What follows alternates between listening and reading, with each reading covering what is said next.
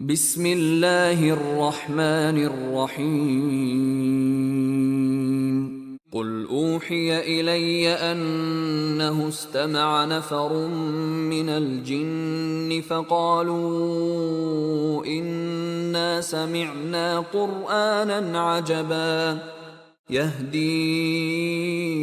إلى الرشد فآمنا به ولن نشرك بربنا أحدا وأنه تعالى جد ربنا ما اتخذ صاحبة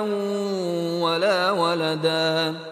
وأنه كان يقول سفيهنا على الله شططا وأنا ظننا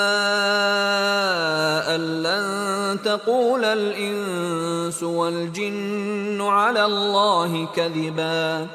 وأنه كان رجال من الإنس يعوذون برجال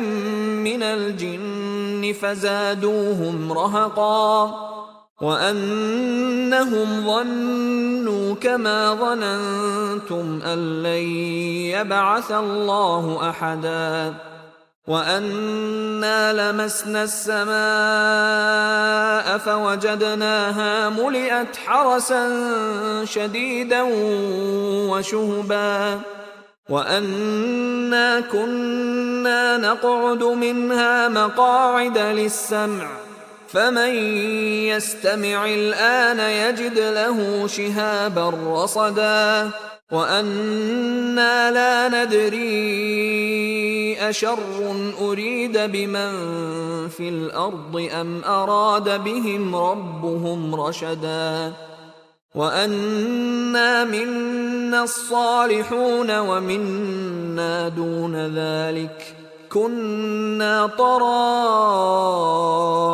قددا وأنا ظننا أن لن نعجز الله في الأرض ولن